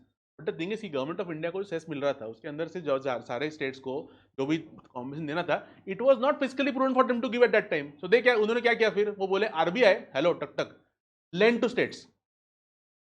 जो कॉम्पेंसेशन सेस के पैसे स्टेट्स को मिलने चाहिए वो आरबीआई तुम स्टेट्स को लेंड करो, इंटरेस्ट में भरेगा. कौन? Central government. समझे? तो वो सारी चीजें जब अंडरस्टैंड ना, ये पैसा गवर्नमेंट खुद के फिस्क से दे सकता था, और उन्होंने लोन एक्सटेंड करवाए ताकि वो जो लोन दिया ना, जो एक्चुअल लिक्विडिटी का शॉर्टेज था, वो लिक्विडिटी का शॉर्टेज आरबीआई को रीपे हो गया है. That money isn't wasted, meaning वो सिस्टम में जाके पूरा वापस आया है. मुझे क्या तुम लोग, unnecessary spending is curtailed to a huge extent. अगर मैं तुमको 100 रुपए का सब्सिडी दूं, मतलब तुम्हें कुछ एक चीज 100 रुपए को मिल रही थी, वो आज तुमको फ्री मिल रही है, तो जो बचे 100 रुपए है वो तुम उड़ाने वाले हो. It is human tendency. yes or no?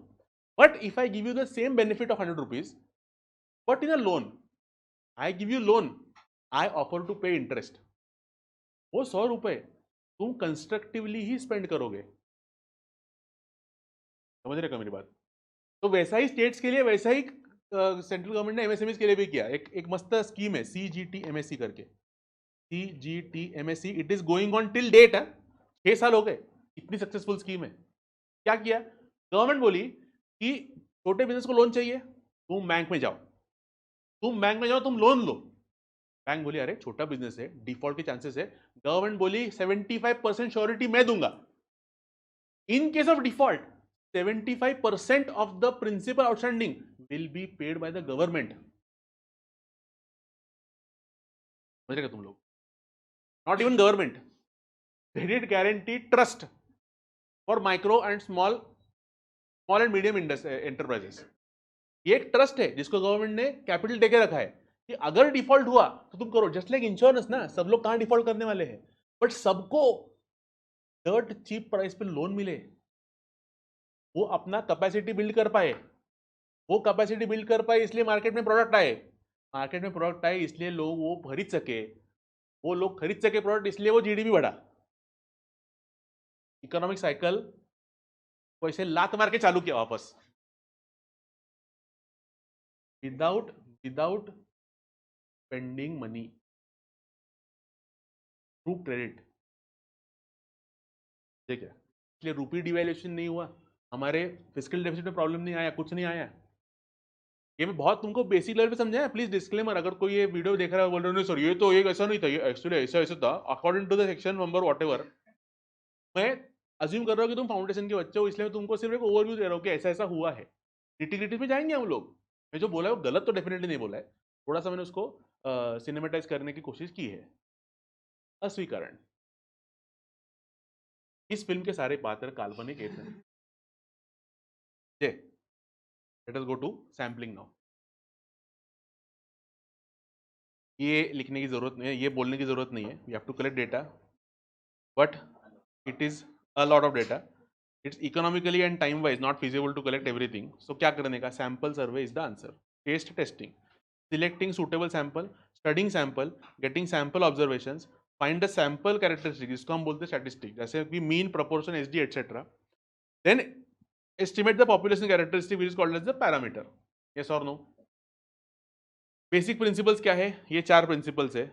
Actually तुमको अगर देखने जाओ तो कभी कभी इन्होंने ये पूछते हैं, ये कल के टेस्ट में पूछा था, ये पूछते हैं. They give you law of statistical regularity and they give you 4 statements which almost look the same. को करेक्ट वाला स्टेटमेंट चूज करना है, तो वो तुमको समझना पड़ेगा. Sample of fairly large size is drawn. If a sample of fairly large size is drawn from the population under discussion at random, then sample would possess the characteristics of population. ये मतलब अलग से बोलने की जरूरत नहीं थी, but उन्होंने स्टैटिस्टिकल रेगुलरिटी का लॉ करके इधर लिख के रखा है. किसी ने बोला और लोगों को समझा, लोगों को पट गया, तो वो लिखना शुरू किया. मतलब क्या, फेयरली लार्ज साइज का सैंपल लिया तो उसमें कैरेक्टरिस्टिक होंगे ही होंगे. 100 लोगों में से मुझे अगर सैंपल ड्रॉ करना है तो 10 का सैंपल ड्रॉ किया वर्सेस 70 का किया, 70 वाला will be more representative. Yes और no. Principle of inertia, same thing, different wording. Results derived from sample are likely to be more reliable, more accurate and more precise as the sample size increases ceteris paribus. Sample size छोटा से बड़ा बड़ा बड़ा बड़ा ऐसे करोगे, उसका क्या क्या रिलायबिलिटी, एक्यूरेसी एंड प्रिसाइजनेस बढ़ता ही जाएगा. तीसरा, principle of optimization is very simple. हमारे पास 2 चीजों का प्रॉब्लम है, एफिशिएंसी एंड कॉस्ट. मैं अगर कॉस्ट फिक्स करता हूं, मुझे लिस्ट चाहिए, तो गिवन कॉस्ट के अंदर मैक्सिमम एफिशिएंसी लाने की मैं कोशिश कर सकता हूं. मुझे लीस्ट कॉस्ट के अंदर मैक्स एफिशिएंसी नहीं मिलेगी. और मुझे गिवन एफिशिएंसी का लेवल मैंने अगर डिफाइन करके रखा है, तो वो एफिशिएंसी मैं as less as possible cost में लाने की कोशिश करूंगा. That is what principle of optimization means. मुझे मस्त 100% एफिशिएंसी चाहिए एंड मस्त 0 कॉस्ट पे होना चाहिए, ये नहीं होगा, ये नहीं होने वाला. And finally, principle of validity. तुम बोल रहे हो तुमने पढ़ाई की है, तुम बोल रहे हो तुमने रिवीजन किया है, पर कल के मार्क्स क्या बोल रहे हैं, परसों के. The same thing is applied here. तुमने सैम्पलिंग किया, तुमने सैम्पलिंग से एस्टिमेशन किया, एस्टिमेशन के बाद तुमने वो कुछ एक आंसर रिजल्ट लिखा, वो हो गया. क्या वो रिजल्ट वैलिड है? मतलब तुम्हें एस्टिमेट करना था एज, तुमने एस्टिमेट किया वेट, क्या वो रिजल्ट वैलिड है? नहीं. तुम्हें एस्टिमेट करना था पढ़ाई कितनी हुई है, मतलब average level of education. What is your age? ये लाइक 80.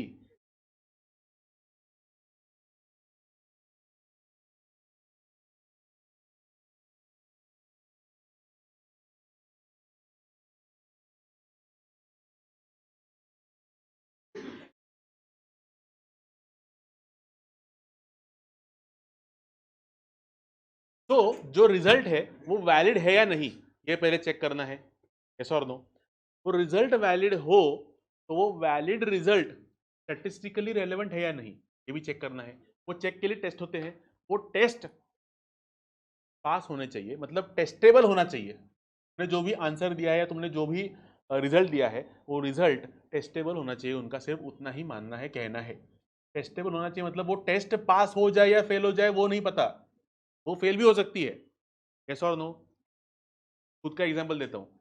एक जो क्वेश्चनर जो मेरा पूरा फाइनल वगैरह हो गया, अभी मैं गाइड को ही मिल के आ रहा हूँ, ऑलमोस्ट 1 महीने बाद में मुझे फाइनल थीसिस सबमिट करना है.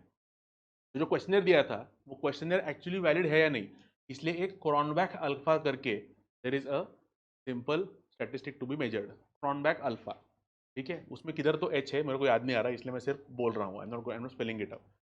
BACH में एच होगा ऐसा लग रहा है मेरे को. तो जो क्रॉनबैक अल्फा है ना, वो क्रॉनबैक अल्फा अगर 0.7 से लेस है, कैलकुलेट बहुत बड़ा फॉर्मूला है एंड वो मुझे पता नहीं फॉर्मूला, वो कंप्यूटर ने कैलकुलेट करके दिया है. मुझे इंटरप्रिटेशन पता है कि 0.7 से अगर लेस होगा, 0.7 से लेस होगा, तो वो जो क्वेश्चनर है वो इनवैलिड है, इट फेल्स. तो मुझे जो एस्टिमेट में कर रहा हूं वो एस्टिमेट का एक्चुअली वैलिड होना चाहिए इन द सेंस कि तुमको जो चाहिए वही एस्टिमेट किया है। तुमको मीन एस्टिमेट करना था, तुमने गांजा मार के प्रोपोर्शनल एस्टिमेट किया, वो नहीं चलेगा। सेकेंड थिंग इज कि जो एस्टिमेट किया वो स्टैटिस्टिकली रेलेवेंट है या नहीं, that is more important. For example जो हमने एग्जाम्पल लिया था आइसक्रीम सेल्स एंड बर्गलरीज का ऑस्ट्रेलिया के अंदर, there was a positive correlation between ice cream sales and burglary, बराबर। In that case that correlation exists, हमने एक्चुअली कैलकुलेट किया है, उसका आर आया है, but does it make sense और नॉट, ये टेस्ट से समझेगा। समझे क्या तुम? That test will give validity. Are you understanding my point? That is the principle validity. तुमने जो एस्टिमेट किया है वो पहले तो एस्टिमेट बराबर होना चाहिए एंड वो टेस्टेबल होना चाहिए using statistical tests. Late us move ahead. Population मतलब क्या? हाँ, मिनट्स।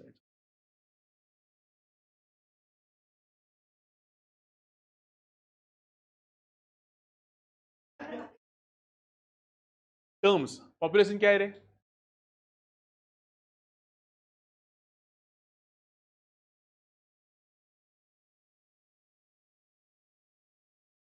अगर तुम शार्क टैंक देखे हो तो उधर एक टैम सैम सॉम करके होता है,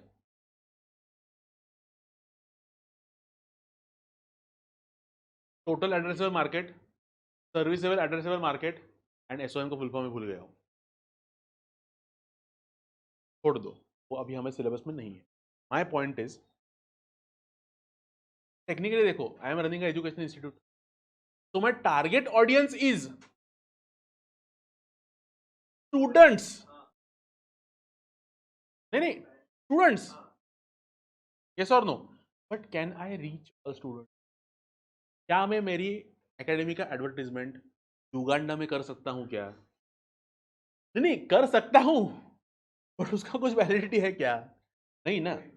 तो पॉपुलेशन मतलब क्या? टोटल एड्रेसेबल, जो भी तुम्हें एक्चुअली करना है, एड्रेस, जो भी तुम्हें डेटा कलेक्ट करना है, वो सारे इंडिविजुअल्स या डेटा पॉइंट्स का कलेक्शन को हम बोलते हैं यूनिवर्स या population. Sample is a small subset of that given population. Parameter which is usually known population characteristic and statistic is a usually known sample characteristic। मतलब सैंपल मीन पता होना ही चाहिए ऐसा नहीं है, हो भी सकता है नहीं भी हो सकता है। सैंपल मीन पता होना ही चाहिए ऐसा नहीं है, हो भी सकता है नहीं भी हो सकता है। पॉपुलेशन मीन को डिनोट करेंगे म्यू, पॉपुलेशन प्रोपोर्शन को डिनोट करेंगे capital P, and population standard deviation को डिनोट करेंगे हम लोग using small sigma. Sigma statistic या estimator is a function of sampling observation. जो हमने सैंपल निकाला है उस सैंपल से हम लोग सैंपल मीन निकालेंगे, सैंपल प्रोपोर्शन निकालेंगे, सैंपल स्टैंडर्ड डिविएशन निकालेंगे, which will be denoted by x bar, small p and capital S respectively। या you can also denote them using mu cap, capital P cap and sigma cap, but ऐसा करो मत, confusion तुमको ज्यादा हो जाएगा। ना sample survey versus complete enumeration, sample survey करना चाहिए एन्यूमरेशन करना चाहिए, वो तुम डिसाइड करो। पहले डिसाइड करने से पहले समझो कि पहले फास्टर कौन है। मतलब स्पीड के मामले में sample survey is obviously going to be faster than a complete population enumeration. Since the last time we talked about sampling and today government of India has announced that they are going to actually conduct a census of the population 2021 वाला, कि जो हुआ नहीं था, 26 में शुरू होगा, 27 के एंड में खत्म होगा। Almost 1 full year will be taken for them to complete the population enumeration. समझ रहे क्या? इतना ज्यादा टाइम लगता है उसको। Cost per unit and cost total, सिर्फ कॉस्ट के ऊपर डिस्कस नहीं कर सकते। टोटल कॉस्ट सैंपल सर्वे की लो है definitely, total cost population enumeration ज्यादा है definitely. However since complete population enumeration के अंदर बहुत ज्यादा नंबर ऑफ डेटा सेट तैयार होते हैं, या नंबर ऑफ वेरिएबल्स हम लोग कलेक्ट करते हैं, या नंबर ऑफ डेटा हम लोग कलेक्ट करते हैं, the per unit cost of a enumeration is going to be always lesser than per unit cost of sample। तुम लेटर से 10,000 रुपए खर्च करते हो एंड 10 ही सैंपल निकालते हो, तो पर सैंपल 1,000 रुपए का खर्चा आया। अरे हाँ या ना? वैसे ही तुम अगर कंप्लीट पॉपुलेशन एन्यूमरेशन करिए, लेटर से 1,00,000 रुपए स्पेंड करते हो, बट उसमें से 1,00,000 डेटा सेट कलेक्ट करते हो, तो पर डेटा सेट 1 ही रुपया है। चीपर पर यूनिट, टोटल में ज्यादा डेफिनेटली है। रिलायबिलिटी एंड एक्यूरेसी के लिए हमने बहुत अच्छा मस्त लॉजिक लगाया है, जो आईसीआई ने लगाया होगा ऐसा हमने अज्यूम किया है। आईसीआई बोलती है कि sample survey is more reliable and sample accuracy is more reliable, whereas complete enumeration का reliability is lesser and complete enumeration का reliability accuracy is also lesser. Why is this the case, एक बार वापस छोटा सा revision कर लेता हूँ। सैंपलिंग के अंदर दो प्रकार के एरर्स होते हैं डेटा कलेक्शन के अंदर, एक होते हैं सैम्पलिंग एरर्स, एक होते हैं नॉन सैम्पलिंग एरर्स। जो हम लोग पॉपुलेशन एन्यूमरेशन कर रहे हैं वहां पर सैम्पलिंग एरर्स तो है ही नहीं, नॉन सैम्पलिंग एरर्स होंगे। यहां पर sampling error, non sampling error में यह क्या है, ये सैम्पलिंग है, ये कंप्लीट पॉपुलेशन। नॉन सैम्पलिंग क्या होता है, कंप्लीट पॉपुलेशन एन्यूमरेशन। यहां पर क्या है, sampling error, non sampling error. यहां पर सैम्पलिंग एरर नहीं है, सिर्फ नॉन सैम्पलिंग एरर है। यस और नो। हम बोलते हैं कि since sampling is such a statistically advance activity, we are going to hire advanced statisticians professionals. They will help us reduce sampling error to a minimum and their expertise will also help us reduce non sampling errors. मतलब sampling error जो आने वाला था वो आएगा नहीं and non sampling error भी कम हो जाएगा। यहां पर सैम्पलिंग एरर था ही नहीं, बट नॉन सैम्पलिंग एरर हो सकता है और वो कम नहीं होगा क्योंकि यहां पर हमने एक्सपर्ट्स नहीं हायर किए। That is the logic which they must have been thinking. ऐसा मैं बोल रहा हूं, मैं ये लॉजिक ऐसा बोल नहीं रहा हूं, समझे। एंड सैंपल सर्वे कंपलसरी कब होगा, जब it is a destructive sampling. तुमको अनब्रेकेबल यूटेंसिल्स को टेस्ट करना है, मतलब तोड़ के देखना है। सारे तोड़ के देखेंगे प्रॉब्लम हो जाएगा, इसलिए हम लोग सैंपल ही टेस्ट करेंगे। And sometimes when there is requirement by law, we are going to have complete population enumeration whenever, even if it is very much time consuming and costly. तुम ऑडिट करने गए और तुम्हारे लीगल फीस दिख रहा है, वो 2 लाख ट्रांजेक्शन भी क्यों ना हो, 2-2 रुपए के ट्रांजेक्शन भी क्यों ना हो, फिर भी तुम हर एक चेक करोगे ताकि तुम्हें समझे कि इसका लीगल फीस क्यों पेएबल हो रहे हैं, क्या एंटिटी को एरर है, क्या एंटिटी को एक्सपोजर है, समझे।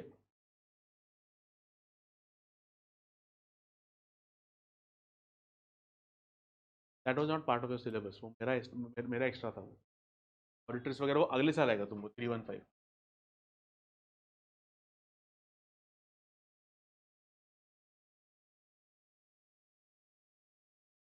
It is always beneficial if you check more than what was required. Over estimation of risk is always beneficial, क्योंकि तुम ज्यादा काम करोगे और तुम्हारे एक्सपेक्टेशन से कम आया तो अच्छा ही बात है। Yes,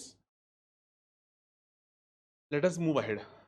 errors in sampling survey. Sampling error में क्या है, defective sampling design, substitution error owing to faulty demarcation of units, wrong choice of statistic, variability in the population. Non sampling में क्या है, human error in collection, tabulation of data, lapse of memory, preference for certain digits, 2x+3, ignorance, psychological factors like vanity, non-responses on the part of interviewees, wrong measurement of the sampling units, communication gap between the interviewers and interviewees, and incomplete coverage. Explain करने की जरूरत है एक एक वापस एक बार, I don't think जरूरत है। टाइप्स ऑफ सैम्पलिंग में क्या है, probability, non probability, mix. Probability के अंदर आता है सिंपल रैंडम सैम्पलिंग, फिर आता है स्ट्रैटिफाइड रैंडम सैम्पलिंग, फिर आता है मल्टी स्टेज, फिर आता है मल्टी फेज, फिर आता है क्लस्टर। बैठ जाइए। एंड नॉन प्रोबेबिलिटी के अंदर आता है पर्पसिव या जजमेंटल या कन्वीनियंस सैम्पलिंग, एंड मिक्स्ड के अंदर आता है सिस्टमैटिक। मिक्स के अंदर एक ही है। सिंपल रैंडम सैम्पलिंग क्या है, जब स्मॉल पॉपुलेशन है और वो होमोजेनस है तब करने का। स्ट्रैटिफाइड कब करने का, जब वो स्मॉल नहीं है एंड होमोजेनिटी मतलब हेटेरोजेनिटी ज्यादा है, समझे। क्या करने का, पहले तो हम लोग चेक करेंगे इंट्रा सब पॉपुलेशन वेरिएंस क्या है, मतलब जो तुम सब पॉपुलेशन बना रहे हो उन सब पॉपुलेशन के अंदरूनी वेरिएंसेस कितने हैं। अगर सब पॉपुलेशन के अंदरूनी वेरिएंसेस इतने मेजर नहीं है तो हम क्या करेंगे, बाउली का मेथड यूज करेंगे। इन that case from every subpopulation the number of samples drawn will be proportional to the number of the constituents of the subpopulation. अगर इंट्रा सबपॉपुलेशन वेरिएंस हाई है तो हम लोग नेमन का यूज करेंगे, allocation, Neyman allocation. Neyman allocation क्या बोलता है, सब पॉपुलेशन नंबर भी कंसिडर करो एंड उसका एसडी भी कंसिडर करो। दोनों कंसिडर करने के बाद जो नंबर आएगा उतना नंबर उस सब पॉपुलेशन से हम लोग ड्रॉ करेंगे। क्यों, क्योंकि जो सब पॉपुलेशन बहुत ज्यादा वेरिड है, उसका नंबर ऑफ सैंपल ड्रॉन बढ़ाना है ताकि वो ज़्यादा बड़ा सैंपल ज़्यादा रिप्रेजेंटेटिव हो जाए. Example of mango tree, cactus and दगड़, अगर तुमको याद होगा तो. नहीं याद है? मैंगो ट्री, कैक्टस एंड दगड़ में हम लोग प्लांट एंड लेट अस से ह्यूमंस, प्लांट में दोनों आ जाएंगे, mango tree and cactus. Non living में दगड़ आ जाएगा, समझे? एंड ह्यूमंस के अंदर ह्यूमंस आ जाएंगे. बट ह्यूमंस में मैंने और भी एग्जांपल दिए थे, कुछ तो यूके की लड़की है एंड देन इंडिया का लड़का है एंड देन यूएस का ट्रांस है, ऐसे कुछ तो मैंने एग्जांपल दिए थे. In that case they are all different. तो मुझे एक को ही मैंने अगर एलोकेट किया, मतलब मेरे सैंपल में मैंने उस सब पॉपुलेशन से एक ही आइटम उठाया, तो वो रिप्रेजेंटेटिव नहीं होगा. दो उठाए ज़्यादा रिप्रेजेंटेटिव होगा, ज़्यादा उठाए और ज़्यादा रिप्रेजेंटेटिव होगा. इसलिए हम लोग सिर्फ नंबर के ऊपर नहीं, एसडी के ऊपर भी वो एलोकेशन डिसाइड करेंगे. मल्टी स्टेज में क्या होता है, जो हमने country, state, district, taluka, village, street, flat, person के बेसिस पर किया था. We know the structure from the very beginning. We know the structure beforehand, and at every stage we are going to conduct random sampling simply. म्हणजे काय, from the India, from the country of India, we are going to randomly select 5 states. From those selected 5 states, we are going to randomly select 5 districts each. From those selected 25 districts, we are going to select 5 talukas each. From those 125 talukas, we are going to select 5 villages each. From 625 villages, we are going to select 5 streets each. And then उसके बाद मेरे को 625 into 5 नहीं याद आ रहा है. The thing is, it is random क्योंकि everybody has an equal, thank you very much, everybody has an equal chance of getting selected. However, it is more convenient than simple random क्योंकि we can plan ahead.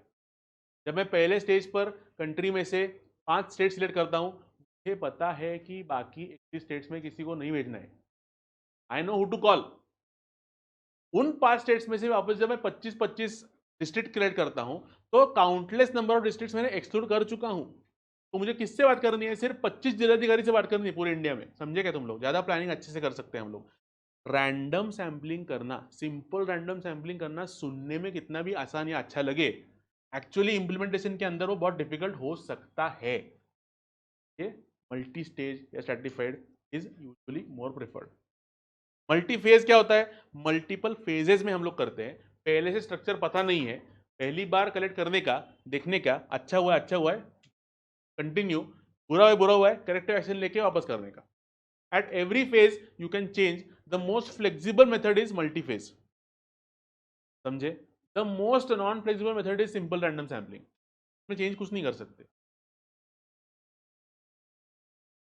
SRS in detail. Simple random sampling can be either without replacement या it can be with replacement. Without replacement मतलब क्या? एक sample draw किया, उसको side में ही रखा, फिर बचे हुए लोगों से और एक सैंपल ड्रॉ किया. विथ रिप्लेसमेंट मतलब क्या? सैंपल ड्रॉ किया, नोट डाउन किया, वापस रख दिया. There is chance of repetition in with replacement. There is no chance of repetition in without replacement. Number of samples are NCN in case of with replacement. NCN मतलब क्या? Capital N C small N. Capital N मतलब population कितना है, small N मतलब sample कितना है. यहाँ पर n/n, capital N small N, जैसे PNC में हम लोग देखे थे रिपीटेशन के, वैसे सेम फॉर्मूला है. यहाँ पर एग्जाम्पल दिया है, एग्जाम्पल अपने खुद की फुर्सत से देख लेना. सन्ड्री पॉइंट्स अगर देखते तुमको, तो parameter is assumed to be constant. क्यों? क्योंकि पॉपुलेशन चेंज नहीं होने वाला है ना.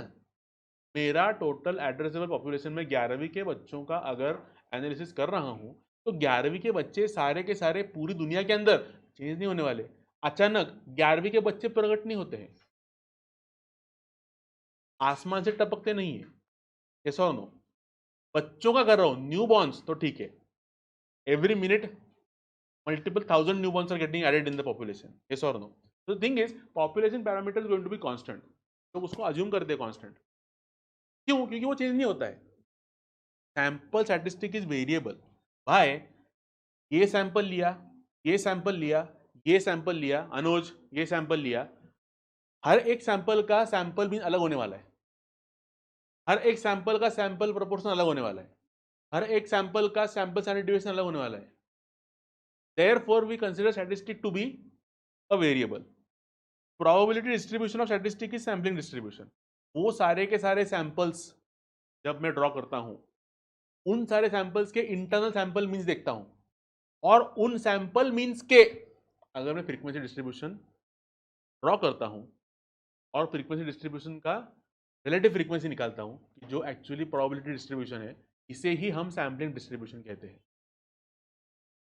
All possible values of sample mean along with its probability called as a sampling distribution. What it is a probability distribution of sample means. What is probability distribution? All values and probabilities. What is probability? Relative frequency. What is relative frequency? Frequency upon total frequency. सब कुछ तो linked है, समझ रहे क्या तुम लोग? Sampling distribution है जनरली नॉर्मल डिस्ट्रीब्यूशन है, जनरली, बिल्कुल ऐसा कोई क्लेम नहीं कर रहा है कि हमेशा होने वाला है, generally. Standard deviation of statistic t is nothing but standard error of t। मतलब जो स्टैटिस्टिक है, जो सैंपल मीन है, जो हमने मल्टीपल सैंपल मीन्स कैलकुलेट किए हैं, उन सैंपल मीन्स का जो एसडी है ना, that is literally the error in estimation. समझ रहे हो? Standard error is at estimation and standard error is due to sampling fluctuation या वेरिएशन। हमने एमसीडीडी के अंदर भी सीखा था कि sampling fluctuation, arithmetic mean is highly prone to sampling fluctuation. Sample बदला, एएम बदला। Technically median and mode are also prone to sampling fluctuations. Yes, highest median को, मीन को होता है, फिर मीडियन को, फिर मोड को। समझे? अरे समझे क्या? पक्का। ये एक्चुअली सिलेबस में नहीं है, बट मैं इसको, सॉरी, ये सिलेबस में है, आगे वाला जो एस्टिमेशन है वो सिलेबस में नहीं है। सब लोग सब एक साथ ही देखेंगे। एस्टिमेशन क्या है कि हम लोग को पॉपुलेशन के कैरेक्टरिस्टिक्स को एस्टिमेट करना है। मतलब हमें अंदाजा लगाना है कि पॉपुलेशन मीन क्या होगा, पॉपुलेशन प्रोपोर्शन क्या होगा, पॉपुलेशन स्टैंडर्ड डिवीजन क्या होगा। इस अंदाजे के अंदर हम पहले sample mean, sample proportion, sample standard division calculate कर रहे हैं। Don't worry about it, there is ample time. Then once we have the sample mean in front of us, either we can be very overconfident and say this sample is so representative कि इसका जो mean है वही population का mean है, उसको बोलते हैं पॉइंट एस्टिमेशन। समझे? One point estimate. और हम बोलते हैं कि इसके अंदर एरर हो ही नहीं सकता, फिर भी परमिसेबल एरर मतलब क्या कि उसके ऊपर नीचे कुछ तो हो सकता है, ऐसा हम लोग बोलेंगे। बट अगर हम बोले कि उसके ऊपर नीचे थोड़ा सा हो सकता है, तो that becomes an interval estimation. मतलब हम बोलते हैं कि इस दोनों के बीच में तो होगा ही होगा। सैंपल मीन अगर 5 है तो मैं एस्टिमेट करते वक्त 4 से लेके 6 तक एस्टिमेट करूंगा। मुझे लग रहा है 5 है, बट मैं कंप्लीटली 100% श्योर कि अगर 5 नहीं हुआ तो लोग मुझे गोली ही मार देंगे। I am not that sure, right? So I will increase my range between which it will fall. For example, अगर कोई मुझे पूछता है कि when are you going to arrive 8 बजे के इवेंट के लिए, मैं बिल्कुल 8 बजे बोलता ही नहीं हूं, मैं 8 के बाद बोलता हूं। 1 मिनट बाद बोलता हूं मैं, open ended. I know myself. People actually tell me 1 hour, 2 hours early timings because they know myself. So interval estimate मतलब क्या कि we agree that we are going to have some sort of an error in our estimate, and for basically taking that into consideration we are going to give an interval कि इस interval के बीच में ये lie करेगा। अगर मैं low confidence बोलता हूं तो मेरा इंटरवल छोटा होगा।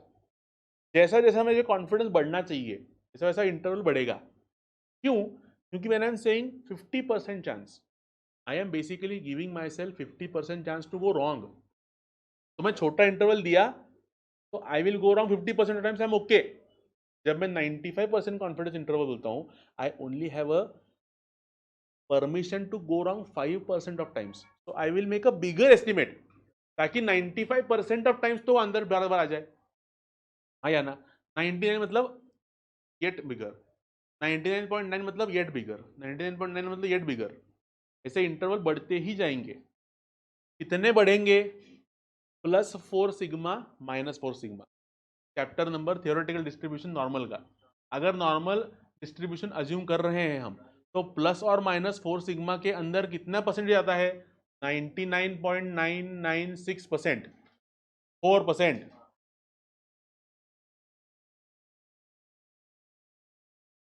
99.994 मीन से ऊपर 4 सिग्मा के ऊपर 0.003 लाई करेगा। मीन से नीचे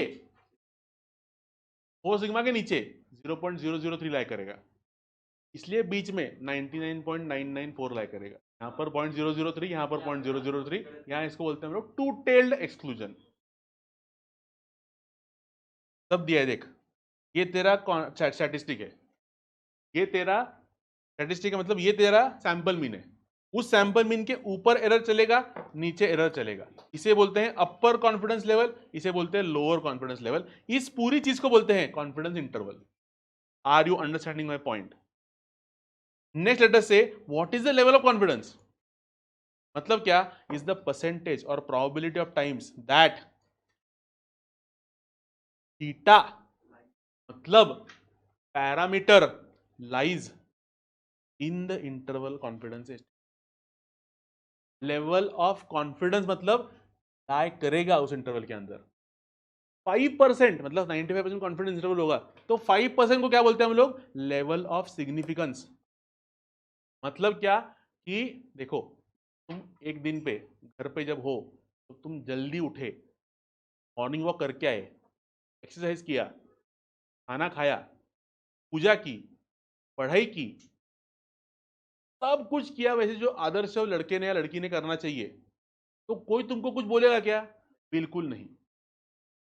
रात को सोने से पहले, ये सब पूरा आइडियल दिन के बाद, रात को सोने से पहले जब अगर तुम 1 मिनट भी रील देखना शुरू किए, तो जो गाली पड़ना शुरू होगी, it is the same level of confidence. Is कि वो जो तुम्हारा एक्चुअल पॉपुलेशन पैरामीटर है, वो तुम्हारे इंटरवल के बीच में लाई करेगा सक्सेस। बट सिग्निफिकेंट क्या है? सिग्निफिकेंट तुम्हारा फेलियर है। 5%, अगर 95% का सिग्निफिकेंस है, कॉन्फिडेंस है, तो 5% का लेवल ऑफ सिग्निफिकेंस है। That is the probability that your population parameter will lie outside your confidence interval. समझ रहे हो? जो कर रहा था मैं, सिग्निफिकेंस क्यों बोलते हैं ये सब याद रखने के लिए। सिंगल्स टू टेल्ड एक्सक्लूजन में क्या होता है? यहां से मुझे थोड़ा हटाना है, यहां से थोड़ा हटाना है, बीच वाला चाहिए। तो ये अगर तुम नॉर्मल टेबल में देखते हो, तो नॉर्मल टेबल जो होता है बायोमेट्री का नाम का विद के, ये है ना, ये 6 के नीचे 1.9 के साइड में वो 0.475 दिखेगा। समझे क्या तुम लोग? ये 0.475 क्यों चाहिए मुझे? क्योंकि मुझे ये जो 50% है उसमें से 2.5% निकालना है, मतलब मुझे 0.475% चाहिए। समझे? ये 1% के लिए है 2.995, तो 2.58 इज द क्रिटिकल वैल्यू। अगर n मोर देन 30 है तो नॉर्मल डिस्ट्रीब्यूशन हम लोग बेझिझक बिना किसी की अनुमति लिए यूज कर सकते हैं। अगर 10 n लेस देन 3 है तो हमको टी डिस्ट्रीब्यूशन यूज करना पड़ेगा। Again not in syllabus. T distribution is like this by the way, थोड़ा लेप्टोकर्टिक है, टिल थोड़े से मोटे हैं। And for n more than 30, अगर तुम देखो यहां पर लेवल ऑफ फ्रीडम का कंसेप्ट है, लेवल ऑफ फ्रीडम। समझे क्या? n जो है ना, n-1 लेवल ऑफ फ्रीडम होते हैं। अंडरस्टैंड? जैसे हम लोग नॉर्मल के अंदर सिर्फ ये टेबल देखते हैं, टी में हमको वैल्यू भी देखनी है, वो लेवल ऑफ फ्रीडम भी देखना है। समझे क्या तुम लोग? मत समझो। माई पॉइंट इज, टी के अंदर जब 30 के ऊपर जाता है n, तो दिस टी का जो शेप है ना, जो ऐसा था, वो शेप ऐसा होना शुरू होता है। It tends to normal, therefore after 30 we can use normal directly without any hesitation. Probable error, देखो स्टैंडर्ड एरर ये एडलेस नहीं होता, प्रोबेबल एरर ऐड होता है। प्रोबेबल एरर है standard error into z alpha by 2। अगर तुम्हें 99%, अगर तुम्हें 99% का कॉन्फिडेंस इंटरवल चाहिए, तो 2.58 को मल्टीप्लाई करोगे यहां से, और वो तुम्हारा स्टैंडर्ड एरर आएगा। एंड 95% चाहिए तो 1.96। थोड़ा याद है मेरे को, अभी भी किया है ना। ये टेबल वैल्यूज है ना, ये दी जाएगी अगर क्वेश्चन में तो पूछना है उनको, तो टेबल वैल्यू दी जाएंगी। ये एनआईएस ही है, गलती से पुराना अगर कोई क्वेश्चन उठा के वो आते हैं तुम्हारे सिलेबस के अंदर, तुम्हारे टेस्ट के अंदर, तो वो ये जेड वैल्यू जो है वो दी जाएगी, समझे।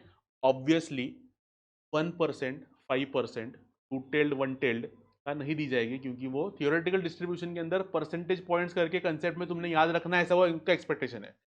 ऐसे रैंडम होंगे ना 80% confidence interval, value will be given to you, समझे। Now will go back to the concept of standard error. Probable error क्या था? वो जो तुमने पॉइंट एस्टिमेट किया है उसके ऊपर और नीचे प्रोबेबल एरर ऐड करना था। हेलो, वो प्रोबेबल एरर क्या था? That probable error was standard error into z alpha by 2, which we have seen in theoretical distribution। Standard error क्या है? तो स्टैंडर्ड एरर कैलकुलेट करने के लिए बहुत सिंपल फॉर्मूला है। Standard error for sample mean standard error for sample distribution proportion, sorry. ये दो ही फॉर्मूलाज है तुमको, और तुमको उसको सिर्फ थोड़े सॉर्ट ऑफ ये करने हैं, ये इटरेशन तुमको देखने हैं। ऊपर का टेक्स्ट फॉर्म टेक्स्ट चीज छोड़ दो, ये नया टेबल ऐड किया है मैंने। इस नए टेबल के अंदर हम क्या देखेंगे? कंफ्यूजन बिल्कुल नहीं होना चाहिए। सुनो बहुत सिंपली, विथ रिप्लेसमेंट में नंबर ऑफ सैंपल्स बहुत ज्यादा होते हैं। इतना तुमको लॉजिकली याद आ रहा है? विथ रिप्लेसमेंट में नंबर ऑफ सैंपल्स ज्यादा होते हैं। अगर नंबर ऑफ सैंपल्स ज्यादा है तो तुमको उनको फाइनाइट करने की जरूरत है क्या? नहीं। विदाउट रिप्लेसमेंट में नंबर ऑफ सैंपल्स लेसर है, तो इसलिए हमें finiteness correction, finiteness population corrector या फाइनाइटनेस पॉपुलेशन कोएफिशिएंट, ये हमको लगेगा विच इज फाइनाइटनेस फैक्टर, ठीक है, whatever, root of capital N minus small n upon capital N minus 1। एक जगह पर हमें क्वेश्चन देखा था जहां पर हमें सैंपल एचडी दिया था। In that case we have to have change this root n to root of n minus 1। That is the only case where is different. Population standard deviation दिया है तो x बार का, तब population mean का standard error is going to be sigma upon root n। अगर population नहीं, sample standard deviation दिया है, that error is going to be capital S upon root of n minus 1। इसी को हमें बस फाइनाइटनेस से मल्टीप्लाई करना है फॉर विदाउट रिप्लेसमेंट। व्हाट? ये पॉपुलेशन नहीं है, ये प्रोपोर्शन का है, मीन का। प्रोपोर्शन मतलब सैम्पलिंग में 3 कैरेक्टरिस्टिक देखते हैं हम लोग। Sample mean sample, proportion, sample standard deviation. Population mean population, proportion, population standard deviation. ये मीन एंड प्रोपोर्शन का चल रहा है, ठीक है। याद आया ना? तो गेट खोलने वाला। एंड UW क्या है यहाँ पर? ये लिखना भूल गया हमें एक्चुअली। यहाँ पर U क्या है? Out of n items U are of one type and W are of other, U plus W is equal to n। ये PQ है तुम्हारे टेक्स्ट बुक के अंदर, ये PQ है तुम्हारे टेक्स्ट बुक के अंदर, ये तुम्हारे टेक्स्ट बुक के अंदर PQ है। वो PQ मैंने क्यों नहीं लिखा है? क्योंकि तुम्हारे बायनोमियल के अंदर in theoretical distribution have n and p and q, and to not confuse you with that have used the nomenclature of q, w and n here, as simple as that। do you understand? अगर with replacement है तो finiteness character नहीं आएगा, without replacement है तो finiteness character आएगा। Formula same ही है, यही फॉर्मूला को सिर्फ ये मल्टीप्लाई किया है, यही फॉर्मूला को सिर्फ ये मल्टीप्लाई किया है। Understand this point? समझा क्या तुम लोग को? With this, I think the syllabus, meaning of these two chapters, 13A and 13B, is over. If you have any doubts, kindly ask me right now, or you can message me on WhatsApp, on the WhatsApp number mentioned in the